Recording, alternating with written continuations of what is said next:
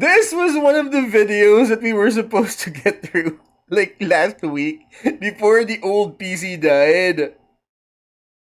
And yeah, we're here! Um, because here's the thing, I honestly just, wanted to step back, because I'm currently in the middle of, a Gotrek and Felix novel right now, Troll's Lair. I think it's about to end. I'm about to start the second novel. Thoroughly enjoying it. By the way, definitely loads streets ahead better than the 40k in terms of literature, in terms of in terms of literature, it's definitely way better than 40k, right? Fantasy novels streets ahead as compared to 40k in terms of literature. Right? Okay, so anyways, we have Sigmar, hero, god, barbarian. Let's check it out. Again, guys, like it if you do, and subscribe. Sigmar knows we need it, alright? And by fair treatment, I mean that I've used him to call the Emperor a What? schmuck time and time again. But I realized Wait, I've wait, never hold on, really hold on. gone into him as a character or anything. Jumped like several seconds. I have Okay. Like jump several. Okay. Alright. Back again! Let's go. shall we say, given this gentleman his fair treatment over the course of this channel. And by fair treatment, I mean that I've used him to call the Emperor a schmuck time and time again. But I realized I've never really gone into him as a character or anything like that. I've spoken about how he's a better god than Big E in all sorts of different ways, but never more than that. So today we're going to be rectifying this massive issue. Sit down by the campfire, make yourself a nice cup of hot chocolate, and let me tell you a tale. Actually, screw that, this guy's a barbarian god king. Grab yourself the finest flagon of ale you have to hand and get ready to listen to the story of Sigmar Unborogen. Or Sigmar Heldenhammer, or simply just Sigmar. A man turned Sigmar. god, turned even bigger god, this man has seen and done it all. There we go. Yeah, this whole video was just an excuse to use Franz, another right? clip of Carl Franz. What about it? Something important to mention first, however. While Sigmar has magic flowing through his veins that make him immune to corruption, your computer doesn't. It's just a rock that can think. Luckily, there's ways to keep any harm that might befall it at bay with NordVPN, the sponsor of this video. Have you You ever know what to seen do, an you ad guys. online that offered some service or the other? Probably complete garbage. They're selling nothing to you. But maybe you click on it out of curiosity, or misclick and accidentally select the ad. And now your computer is being shelled with viruses. This kind of thing is called malvertising, and it's a real pain. Luckily, Nord's threat protection services can render you safe from this kind of attack. And some other wonderful things too. I am perhaps just a bit paranoid, you could say. It's always been a faint worry in the back of my mind some Anya. clown is gonna try and find where I live through the internet. I've seen the film, but I've yet to see the third season. Thankfully, Nord lets me assuage these fears. Alright, it's Allow good. me to demonstrate for you. I open NordVPN, I set it to active, and set myself to be in Germany. Good luck finding my IP address now, everyone, because I now live in Berlin as far as that's concerned. I can set it to plenty of other countries as well. 60, in fact, so I don't think you're limited in your choices. Another feature of Nord, you ask? Why, I'd be happy to tell you another feature. With NordPass, your passwords can be kept completely secure in a vault. It identifies old and reused passwords as well, which is very handy for someone like me whose password management is very underwhelming. I make a password, tell myself I'll definitely remember it, and then I write you know it what down. happens next? I don't remember it. Like, I then I keep it reset the offline. password and the circle of life begins anew. Thankfully, since I have, like, a NordPass generates notebook new full of and PIN unique passwords numbers and on top of keeping passwords. track of them, I don't need to And worry I about tell them my either being family, found. like, if I get hit by a bus or something, look for that notebook. I tell my family where that notebook is located, so they could, have access to everything. Out and taken advantage of, or me just plain forgetting them. But I know that money talks louder than anything else, so how about this? NordVPN's birthday deal is still going strong, and I've got some goodies for you to celebrate. With every single purchase of a 2-year plan, you can get 3 months to a whole additional year of service free of charge. And I'm not done throwing deals in your face yet, because with my handy link in the description, you get another month on top of that. That's 4 months minimum of free service right there. That's https://nordvpn.com/PancreasNoWork, or my link in the description. And if all that doesn't sound good enough to you, you get a 30-day money-back guarantee. If you still don't think Nord's benefits are worth it after that point, there's no financial risk to you. So what are you still waiting for? Get NordVPN with my link in the description below, and keep yourself safe and secure online now. Alright, now we talk about Sigmar. Great. Sigmar was once a Sigmar! man born to the Unbroken tribe, one of the many different groups of humans in the lands that would become the Empire of Man. They weren't yet unified, though with this man's birth that would come soon enough. He was born to the chieftain of the tribe and was technically royalty, though given that these were pre-imperial times, that's only saying so much. He gets the finest bearskin that he has to kill himself anyways. He's not living in the lap of luxury. So, The twin-tailed just to clarify, right? You have, wait. Oh crap. Again, correct me if I'm wrong. Timeline is old world, fantasy proper, age of Sigmar. Oh, no. End of times, end times, and then age of Sigmar. What I just can't remember is that was Sigmar, part of the old world, or was it, even before that? Because old world, fantasy proper, end times, and Sigmar. Four completely separate different timelines, but I just can't remember if that, if Sigmar was part of the old world, or did, did he already ascend into godhood? I think it was I think we did the video with Arbiter Ian regarding that one. I just, can't seem to remember if he ascended into godhood before old world began. Again, comments, please. Like it.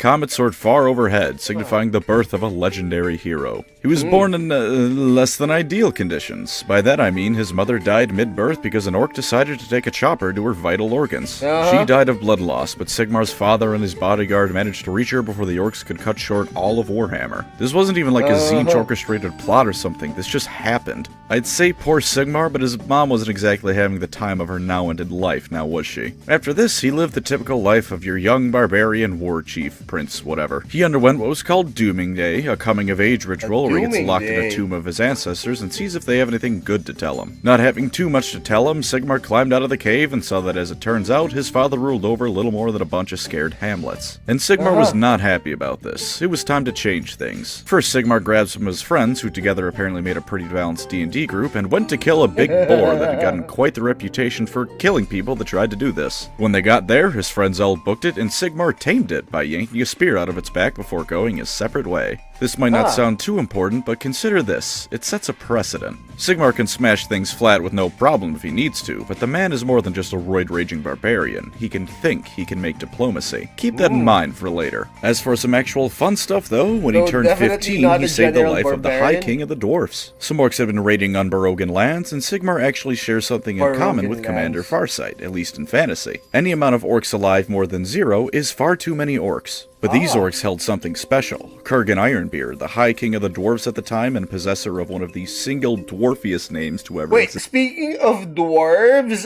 can someone confirm, because it wasn't, specified, but I believe, Gotrek and Felix was happening during the End Times era. Am I right? I'm just about to finish the first book. Although, I feel like we're talking about the End Times era because, they're talking about the corruption and the dying empire. And it feels like, Karl Franz's time was already over during that point. So, again, comments, please. Kurgan saw Sigmar giving the Black Orc warboss the business, and though its armor was too thick for Sigmar's bronze sword to pierce it, he was still impressed that this mere human was going to town on such a beast. So he broke free of his bonds, because dwarfs are all compact little brick shithouses, fought his way to the warboss's tent, and grabbed a special little present for Sigmar. Galmaraz. Apparently swearing the entire time, because dwarfs are known for many things, but elegance is... Is this a time where the dwarves swore eternal friendship to Sigmar? Isn't one of them. Kurgan tossed the hammer to Sigmar, and Sigmar put Skull Splitter to good use and split that damn orc's skull. Or shattered, really, but that's technically still splitting. Shattering is just splitting into a lot of pieces. Sigmar's apparently a polite lad, so he tried to give the hammer back, but in a first that would cement the two races as friends for all time, Kurgan Ironbeard gifted the hammer to Sigmar. The weapon was highly magical and ancient even to the dwarfs, and it's believed that it has a mind of its own and chooses its wielder. It's as if the weapon was always Sigmar's and was just waiting for him to come claim it. God, that's fucking cool, isn't it? Also, in case you forgot, he's 15. 15. You know, I don't want to speak for anyone, but I'm assuming I mean, Jon Snow was like, what, 14 when he became Lord Commander? Robb was 16 when he became, King in the North. what like most people most people tend to forget about things is that in terms of war or historical events, history is created by very young people, right? Like for example, if you guys remember Band of Brothers, they were in their like mid to early 20s. Alexander the Great was like what, 33? No. He was 33 when he died. Was it like 24 or like 25 when he conquered the known world or something? I could be wrong, but most people forget that most historical figures were really young, and some of them were even like teenagers when these things happened to them, or when they did historical things. I mean, like, for example, offers Mary Shelley's Frankenstein. She was only 18 when she wrote Frankenstein, and like history. That's why there's a saying, protagonism, or like being the main character is for the young or crazy people, right? So yeah, this him being 15 years old, that's historical basis. Younger people, have done pretty amazing things. I mean, if you guys haven't noticed, most animes are based on teenagers and high school young people, and it has basis IRL. Like most people tend to forget that history is made by young people. Although that's a bit extreme, being 15, but it has happened. None of us were murdering Black Orc war bosses at 15. Anyways, he went on to murder more orcs after that. One of his friends died, which is pretty sad, but Sigmar otherwise did pretty well for his first time commanding a truly massive army. He wiped out the orc forces handily and returned to what would become Altdorf in glory. His friend's twin brother was pretty unhappy with Sigmar for, in his mind, leading his brother to his death, but surely that wouldn't come back to bite him. Surely not. Meanwhile, the alliance with the dwarfs were giving Sigmar's forces access to such thing as iron. Before that, they were barely in the Bronze Age, so this is actually something huge, especially since the Chaos Gods Bronze Age, so this isn't alright, so I guess this confirms that Sigmar ascends to godhood before Old World. So yeah, Bronze Age, so not a god yet. So I guess he ascends to godhood, and then Old World era begins. Am I right? Comments, please. They woke up to the hell this dude was going to be causing them for the next 2,500 Free years. end time. They sent an armada of Norsi to kill him stone dead. His father went to face them and killed the Chaos Lord, leading the invasion at the cost of his own life. Sigmar, for his part, didn't know any of this yet. He did, however, know about his dead friend's brother assaulting him, murdering his sister and Sigmar's own lover, and tossing Sigmar into a river as the Chaos Gods empowered him with demonhood. Oh look, that thing came back to bite him. Who would have guessed? That's also Azazil's backstory, so if you're wondering where that weird-looking dude from Total Warhammer came from, now you know. All of Sigmar's wins, by the way, seem to be balanced off with the fattest of losses. Having been thrown into a river by Azazel, Sigmar woke up in a grayscaled land where there were shadow monsters. Wait. What game was this? Wait. What game was this? I played this game. Age of Mythology, right? This is Age of Empires. This is Age of Mythology, right? Am I right? Comments, please. This was the campaign where Jason goes into the underworlds. This is Ajax. No. This is Ajax, if I'm not mistaken. Is it Agamemnon or is that Odysseus? But anyways, keep on. Monsters everywhere. It was barren and boring looking, and his dad was there giving him a bear hug and helping him kill shadow demons. Turns out Sigmar was on death's doorstep and took a vacation to Mor's Garden, the god of the dead. He and his father fought alongside a whole bunch of Unborogan warrior ghosts against the shadow demons and the ghost of the warlord his dad killed before his father gave him a fancy amulet and finally passed on into the afterlife. Rather miffed at the loss of his father, even though he got to speak to him one last time, Sigmar was now in control of the Unborogan tribe and slaughtered the Norsi tribes nearly to the last. The survivors fled to the coast of Norska from Nordland and became the Norskins, whose descendants would forever plague the Empire with constant raids and sacking Nordland every 3 turns in Total Warhammer. With outside threats dealt with for the time being, Sigmar went about his initial dream of uniting the tribes of man and I have Warhammer in my library.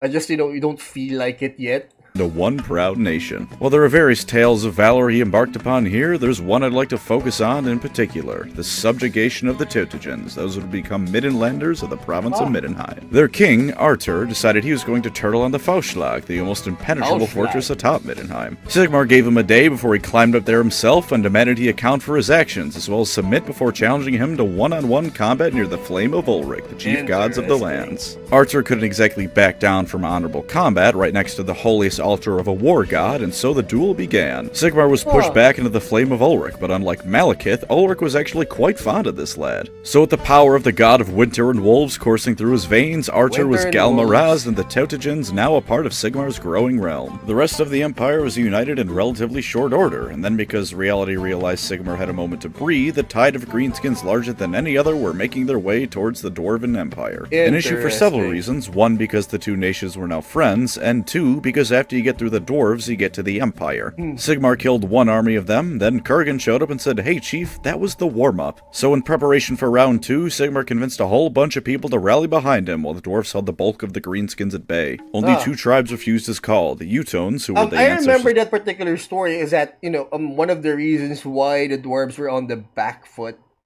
like the end times, they were already dealing with their existence. Because, they held I think Gotrek mentioned this, that one of the reasons why the, Empire of Man was currently thriving, or, was currently the biggest faction, was because it was the dwarves who took the brunt of the assault of chaos or something. Marienburg, so of course they didn't give a shit about the rest of the empire, and the Bretonni. Stupid, smug, arrogant, dumb pricks, ever since the dawn of time. And then, year -1, Imperial Calendar. No more distracting the orcs, for the rest of the dwarves had to withdraw to their holds. Now a united army of man and dwarf named Sigmar's Hammer stood at the Black Fire Pass to hold back the orcs, with the knowledge that if they failed, both races would become little more than fertilizer wherever their corpses wind up. The battle was not a complete shutout, but it was beyond legendary. Wave after wave of orcs descended upon the army, and wave after wave was repulsed at great cost. After being knocked down by trolls, Sigmar's life was saved by the king of another tribe named Marbad, who sacrificed himself to bring our hero his weapon. With this, Sigmar was done being a king, and ready to start being Doomguy. So he took the elven sword his friend tossed him in one hand, Galmaraz in another, and just started ending greenskins. One would come to him, one would die. 10 would come to him, 10 would be sent to Gork and Mort personally. It's unknown if this was an attempt to rally his forces with sheer insanity, or if Sigmar really... I keep forgetting that, it was already confirmed by GW that fantasy and 40k, share different universes. But for some reason, same gods. I mean, I've always had, in my head canon that old world, end times, birth and rebirth, that I remember PancreasNoWork when he in his Do or You Don't video regarding was it old world or just fantasy in general? He said that you can't change the ending. I think it was old world, right? He was playing old world and Do or You Don't Old World, and he said, right, that one of the things that he doesn't like about this particular game is that we all know how the story ends, right? We are all aware of the Bible. We all know how, it ends for Jesus Christ. We all know how, George Clinton crossed the I was about to say Rubicon. Crossed the Delaware. We all know how Julius Caesar, ended in the Senate floor. One of the things he doesn't like about playing old world is that he knows how the story would end. So we're just playing into the arms of the ending, that that the end times would happen, that chaos would quote unquote win, and they needed Sigmar back. Now whether or not AOS, and that's why I think that might be the real reason why most of the fantasy players, or the most popular fantasy segment that people playing right now is AOS, is for the simple reason is that the ending has yet to be decided. Whereas if you play general fantasy, whereas if you play end times or old world, you already know the ending. So therefore, what's the point? what's the point of, playing all of this, of fantasizing that perhaps, we can change the future based on what we do now? Since, the ending has already been decided. So I'm guessing that's, one of the reasons why AOS is compare, at least, based on my anecdotal, based on my personal observation, completely anecdotal, why AOS is the most popular segment right now is because, it's the only, among all of the fantasy chapters, it's the only chapter that has yet to end. That has yet to have a definitive ending that, we still don't know. Will Sigmar win? Or will Sigmar lose to the forces of chaos? We don't know. But anyways, keep on going. Had just gone off the deep end and started murdering everything in front of him. I like to think it's the latter. At last, he had cut his way through enough of the army that the orc in charge decided enough was enough and flew down atop his wyvern to put an end to this upstart git. And then the orc and wyvern died. Brutally. At last, however, the effort was finally too much for Sigmar, who collapsed to the ground exhausted. Unable to defend himself, the remaining orcs attempted to put an end to this madman when his army burst into action and threw themselves into the orc horde. Having remembered that as warriors, they're actually supposed to...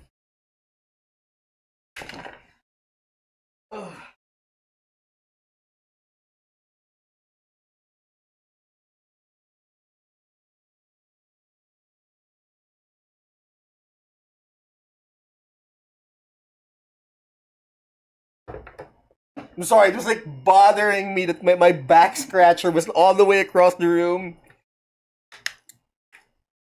It's like I have it's like I make it a rule to have like a back scratcher in every place that I go in my car. I have the retractable back scratcher. The only place where I don't have one is on my bike. Because it really bothers me because I have a helmet and for some reason the inside my ear starts itching.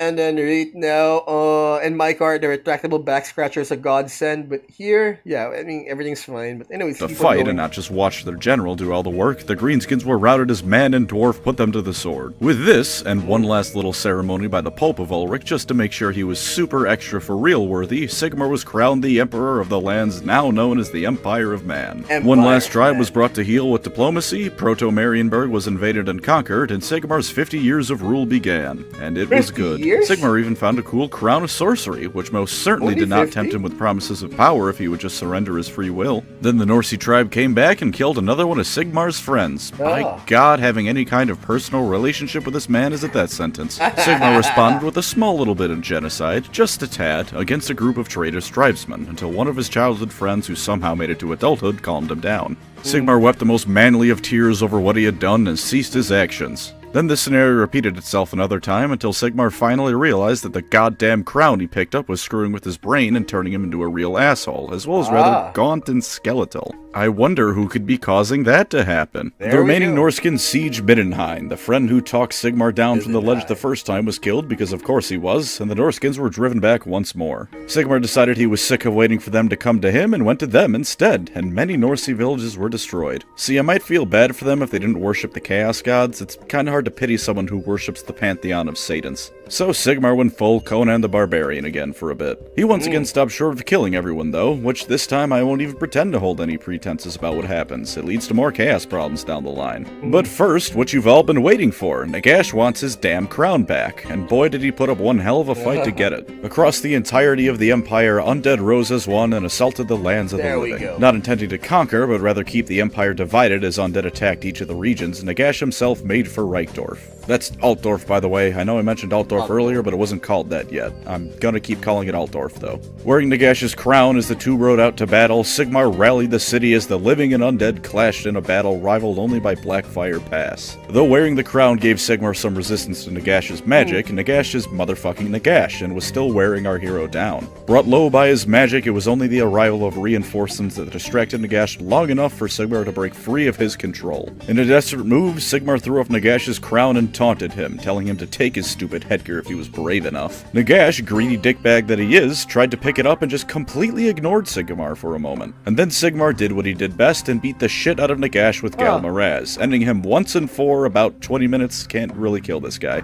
And then it was time for one last final challenge to Sigmar's reign. One young man had escaped Sigmar's attack on the Norskins, a man named Morkar. If you've ever looked at Archaon's items on either tabletop or in Total Warhammer, you might know who this guy is. But if you don't, Morkar was the first ever chosen of Chaos, with the combined might of the Chaos Gods and their followers behind his cause. Much information on the specifics of this war have been lost to time, but it's safe to say that it absolutely sucked. As the followers of the four marched further and further into the Empire, demons began manifesting on the material plane and fighting alongside the Norskins. At the climax of the war, Sigmar and Morkar fought for 24 hours straight before Sigmar finally defeated the first ever Chosen. Morkar came closer to ending his life than any other, even Nagash, but even he couldn't stand up to Sigmar's power. And then, finally at last, the challenges to Sigmar's reign had come to an end. 50 years had passed since the crowning of Sigmar as the Emperor of the Empire of Man, and at last the land knew peace. 80 years old by this time, Sigmar stood up from his throne, placed his crown down, and just left. There was no grand announcement, no passing on of the sword. He went for one last walk through Altdorf, taking in the sights of his burgeoning realm as it grew in this time of prosperity. He took some of his retinue and passed through Telebheim, staying there for a night admiring how it was not just his city prospering but all, and dismissed the remainder of his followers. He kept walking towards the World Edge Mountains and looked back upon his realm one last time.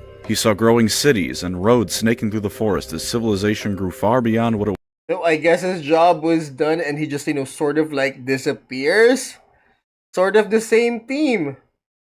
was when he was a child. He turned around, never to look back, and walked through Blackfire Pass one final time before disappearing. He also butchered a Lord of Change at the pass, who presumably thought that without an army by his side it could take Sigmar. He just locked it up right in Galmaraz. For years, that was the end of it. 100 years after his disappearance, the dwarfs gave the Empire a replica of Galmaraz, though secretly they assumed that the humans would come to call this weapon the real one, since to the dwarfs, humans all have short-term memory loss. They were spot on with that, by the way. While in at least one of the books, Sigmar did indeed have a child whose descendants may very well be running around the Empire today, according to the official story known to the Empire at large, Sigmar left no heir. He claimed that the entirety of mankind was to be his heir to the throne, and so the kings of the various tribes that now made up the Empire made a decision. They would elect one amongst their own number to become the new emperor, and thus were the Elector Counts born. I am holding myself back from making the It's so strange,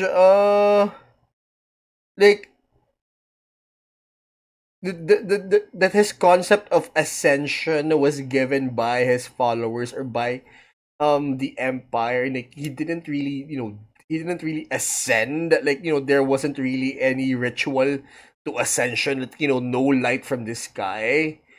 It was something that, everything agreed on, that, what, he ascended into godhood when we will worship him as such. Obvious, not even joke, reference. I want you all to know that. Of course, as you can guess, Sigmar's not done yet. Over the following decades, rumors of Sigmar either appearing to help in times of crisis or him watching over his lands from beyond the realms of men grew in number. It came to a head when one nutjob named Johann Hellstrom preached word of a vision he had where Ulrich had gifted Sigmar with divinity, and the new religion spread like wildfire. While the established cults within the Empire were less than pleased with this, the population loved it. More importantly, because Hellstrom preached that the laws set down by Sigmar were divine, so that's how it happened. That meant they had the divine right to rule. So between the favor of both the common men and the nobility, the cult of Sigmar came into being 23 years after his disappearance in 73 IC. Indeed, through the Empire's faith in their departed leader, even the replica Galmaraz began to gain powers it couldn't have had through the work of the dwarfs alone. Also, maybe it's just me, but this whole thing sounds vaguely like the Protestant Revolution, only with more cool hammer gods and less arguing if you can buy your way into heaven or not. As it turns out, though, Johann was right. Sigmar had indeed ascended to godhood, which means he traded out being emperor for an even bigger workload, having to hold back the forces of darkness. Who wants responsibility?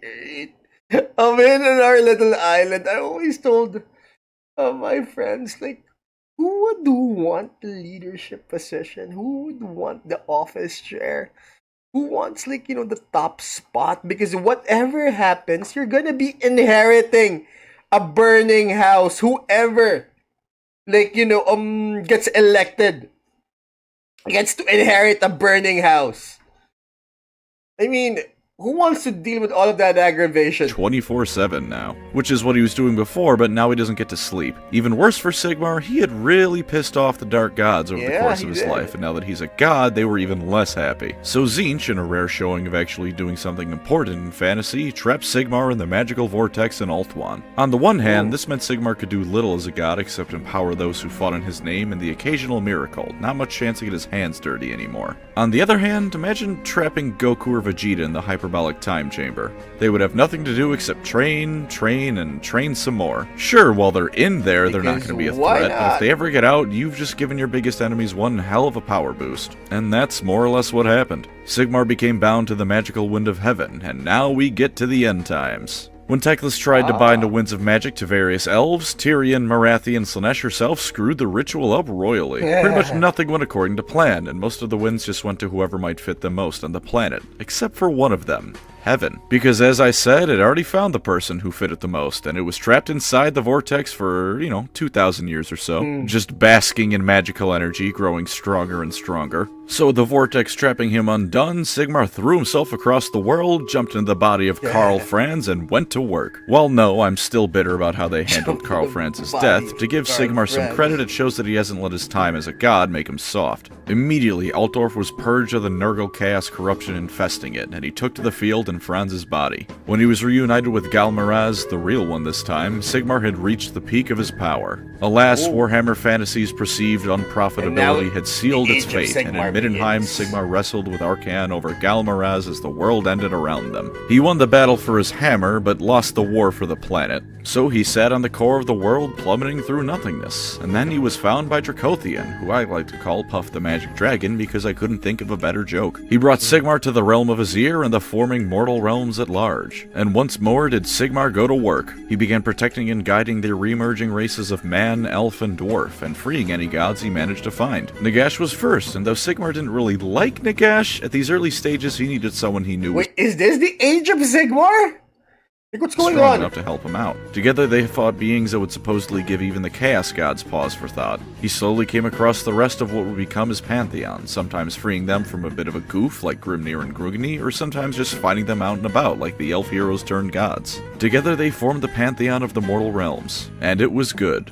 For an indeterminate amount of time, and then it started breaking apart because we still need a war game. Chaos started showing up, the various gods started leaving, and eventually it came to a head at the Battle of the Burning Skies. Nagash was the last one to leave his side, but did it in a way that basically kicked Sigmar and his army in the balls on the way out. So Sigmar chased him back to Shyish, remembered there was an apocalyptic battle going on, and ran back to find out things weren't going too hot. He tried to end things between him and Archaon with a single throw of his hammer, and then Archaon shattered into little pieces. Not in a good way though, because it was an illusion, and the hammer went straight into the realm of chaos. So with chaos beating down reality once again, Sigmar took his ball and went home. He locked off his realm of Azir for a couple hundred years and went to work on something to fix things. Hundreds of years later, Sigmar threw open the doors of Azir and sent forth his legions who shall know no fear. The Stormcast Eternals, the Sigmarines, finally rallied forth and took back the realms from chaos. Or, parts of some of the realms. But hey, it's progress. And either way, and now that's the age of Sigmar?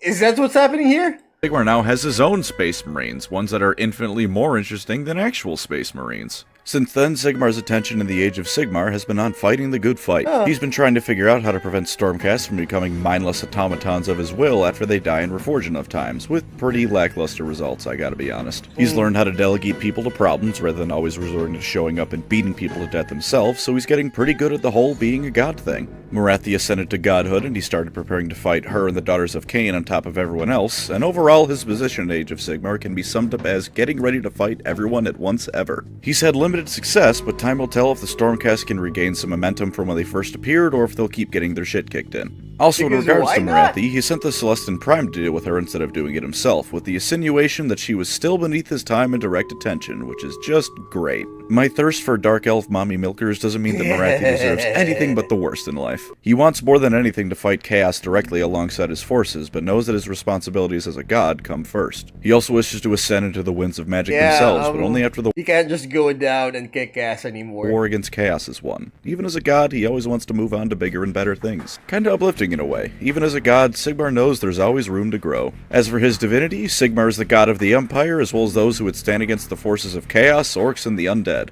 Preaching martial bravery without being a complete moron about it, his priests go into battle decked in the heaviest plate mail to hand. They're also bald. The dwarves, rather than supporting his divinity, believe worship of Sigmar is more akin to venerating one's ancestors, but they support the practice nonetheless for this reason. Elves are iffy about him being a god, though at least by the time of modern Warhammer Fantasy, and the end times in particular, more and more were coming around to the fact that Sigmar probably stopped being a mere mortal some time ago. In Age of Sigmar, he's still got largely the same portfolio, though other races are more willing to call him a god, and he's willing to work with those who would have crushed without a second thought back in Fantasy. This isn't to say he's gone soft, he's more than willing to put down the undead at a moment's notice. It's just that the gods he has to work with have grown beyond just being gods of his realm. Whereas once his fellow gods would have been Ulrich, Mor, and Tal, themselves just differing gods of the Empire, Sigmar now counts Nagash, Grungni, and the Elven gods as his compatriots. Sometimes even Gorka Morka. Maybe I'm just reading too much into it, but I like to imagine Sigmar learned over his thousands of years that there was more outside of the Empire than just the dwarfs worth allying with. And, shit. You know, I've gotten so used to putting in a do or don't for characters at the end of these that I kinda don't know how to end this one. Can't really play Sigmar on the tabletop, because you just kinda win. I guess to wrap it off, I'll just say that Sigmar's a god and one of the premier special figures in Warhammer Fantasy, and naturally, Age of Sigmar. In stark contrast to the Emperor, we not only get to see him in books as a character with far more interactions with others, but he's also, well, a character. At least I guess, I mean, that's the point. Like, you can't, like, because I've only read like 2 books of the 40k franchise, right? Because I found the whole thing to be mid. But the thing is, like, everything about the Emperor was basically, someone else's testimony about him. Like, we can't we simply can't write a book from God's point of view. I mean, that's the whole point. I guess that's what makes Sigmar more interesting than Big E himself.